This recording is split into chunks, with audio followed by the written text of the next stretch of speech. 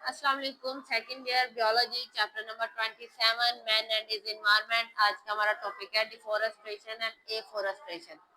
Deforestation, पहले इसकी बात कर लेते हैं। Clearance of vast area of forest for producing lumbar, मतलब कि बहुत सारी लकड़ी को, जंगलात को खत्म कर देना, तबाह कर देना, किसके लिए? लंबर के लिए, प्लांटिंग सब्सिस्टेंस क्रॉप के लिए, मतलब के एग्रीकल्चर ज़राअत के लिए, ग्रेजिंग कैटल, बकरियों को चराने के लिए या जानवरों को चराने के लिए, या अपनी लकड़ी और ऐसी सारी जरूरियात को पूरा करने के लिए। डेवलपिंग कंट्रीज, वो जो क्या कहते हैं, अभी कोशा है कामयाबी की तरफ, जैसे कि पाकिस्तान में, इसमें पॉपुलेशन बहुत ज्यादा है, ठीक है, और इसकी वजह से पोल्यूशन भी ज्यादा है। रैपिड इंक्रीज इन पॉपुलेशन की वजह से जो है इंक्रीज हो रही है रिक्वायरमेंट। जितने ज्यादा लोग हैं उतनी खुराक चाहिए, उतनी रहने की जगह चाहिए। तो ओवरकम, अब इन बेसिक जरूरियात को पूरा करने के लिए खुराक नहीं है, और लोग क्या कर रहे हैं? दरख्त काट रहे हैं ताकि एग्रीकल्चर में उसे इस्तेमाल कर सके, लकड़ी बना सके।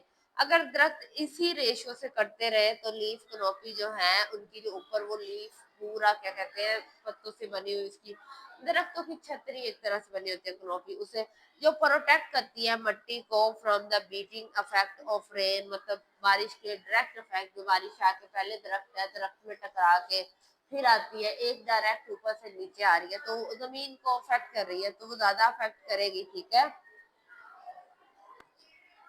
उसके अलावा उन्होंने कहा कुछ सॉइल जो है वो वेस्ट हो रही है, सरफेस रन ऑफ हो रही है, रीचिंग स्ट्रीम। पहले एक दरख्त है, दरख्त की जो जड़ें हैं उन्होंने मट्टी को मजबूती से पकड़ा हुआ है, थामा हुआ है। अब वहां पे दरख्त नहीं है, अब मट्टी, अगर कोई भी सैलाब या कोई भी मसला आता है तो मट्टी को अपने साथ बहा ले जाएगी, ठीक है।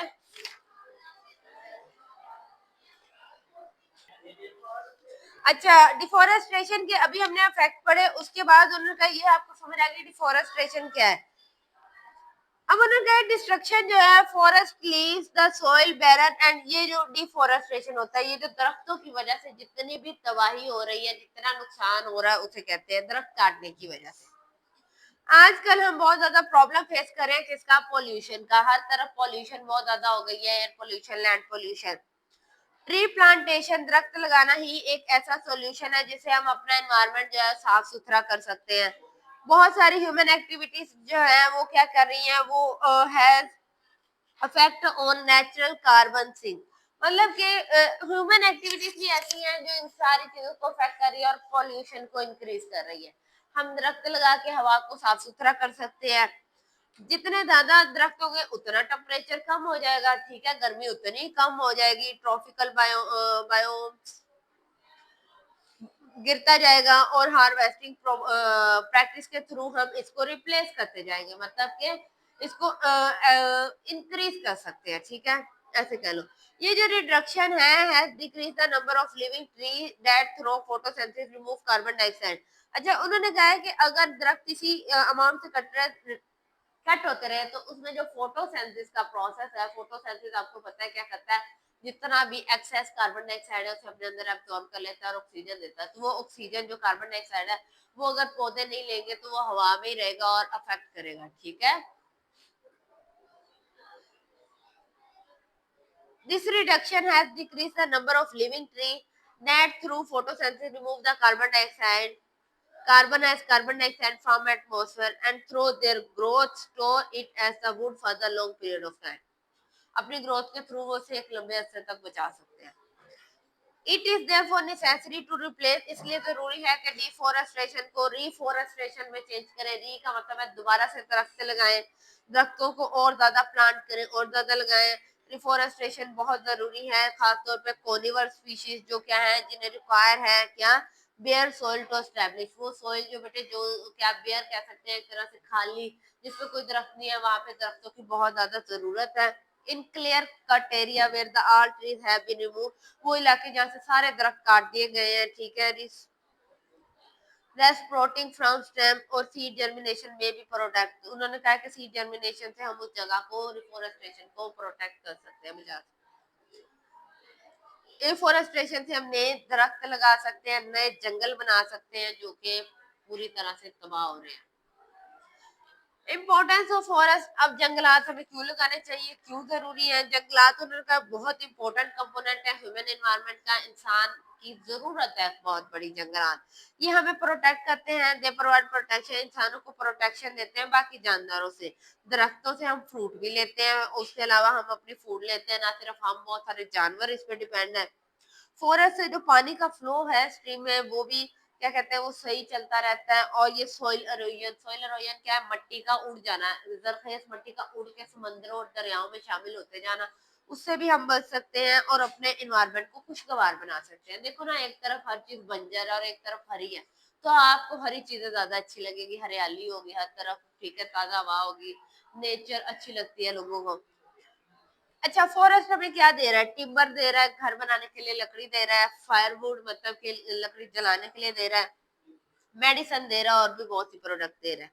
रीजन विद हाई रेनफॉल, उन्होंने कहा आर सूटेबल, वो इलाके जहाँ पे बारिश बहुत ज्यादा होती है वहां पे ज्यादा दरख्त लगाने चाहिए। वो वाकई मतलब वो एनवायरमेंट सूटेबल है दरख्तों के लिए।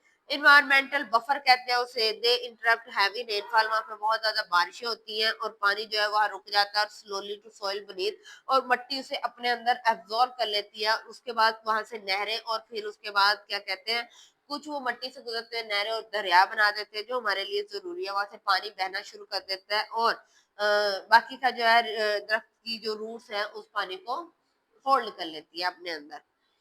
रिमूवल ऑफ फॉरेस्ट अलाउ, अगर हम दरख्त खत्म कर देंगे सॉइल रीजन हो जाएगी, सिल्टिंग अप ऑफ लैक, हमारी जो नहरें हैं वो उसमें क्या कहते हैं, उसमें रेतली मट्टी, सारी रेत में मट्टी मिक्स होती जाएगी, जरखेज मट्टी, ठीक है।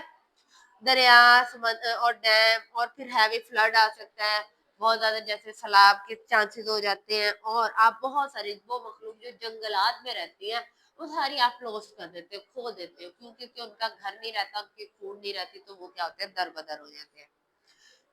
ये जो डिजास्टर फ्लड आया था इंडिया और बांग्लादेश में पिछले कुछ सालों से, उसकी वजह डिफोरेस्टेशन ही है, जंगलात का खत्म हो जाना ही है।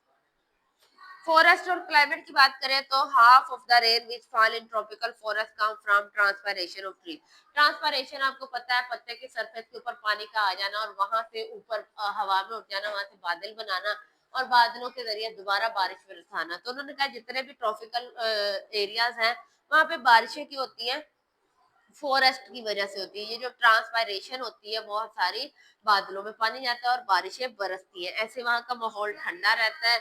जब फॉरेस्ट को हम रिमूव कर देंगे तो बारिशें भी खत्म हो जाएगी, क्लाउड कवर जो है वो कम हो जाएंगे, वो बारिश के जो बादल है वो कम हो जाएंगे, ठीक है। और क्लाइमेट वहां का बदल जाएगा, जैसे हमारा चेंज हो गया, बहुत ज्यादा गर्मी आ जाएगी, सर्दी खत्म हो जाएगी। टेम्परेचर रेंज जो है वो दिन और रात को अलग हो जाएगा, दिन को बहुत ज्यादा, रात को बहुत कम, डिफरेंस आ जाएगा दिन और रात के टेम्परेचर में, ठीक है। और ये रेनफॉल जो है अगर तबाह हो गई।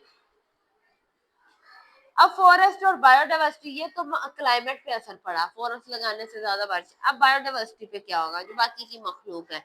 उन्होंने कहा एक बहुत इंपॉर्टेंट करेक्टरिस्टिक फीचर है ट्रॉपिकल फॉरेस्ट का कि वो बायोडाइवर्सिटी, जितनी भी स्पीशी है वो सारी उसमें सेव होती है। बायोडाइवर्सिटी जो है total number of different species, एक इकोसिस्टम में, एक एरिया में बहुत सारी मखलूक। अब आप इस कमरे में, यहाँ पे जर्म्स भी है, यहाँ पे चूंटियां होंगी, अगर यहाँ पे मक्खियां हैं, इंसान है, और अगर कोई जानवर हो तो ये डिफरेंट स्पीशीज से, ठीक है। तो जंगलात में तो बहुत सारी स्पीशीज होती है, बहुत सारे कीड़े मकोड़े जानवर, चरिंद परिंद, हर कोई रहता है। तो उस बायोडाइवर्सिटी में उन्होंने कहा ये होगा, और कम्प्लेक्सिटी हो जाएगी, इंट्रक्शन मतलब कि बायोडाइवर्सिटी खत्म हो जाएगी अगर जंगलात खत्म हो जाएगी, वैरायटी जो है स्पीशीज की खत्म हो जाएगी।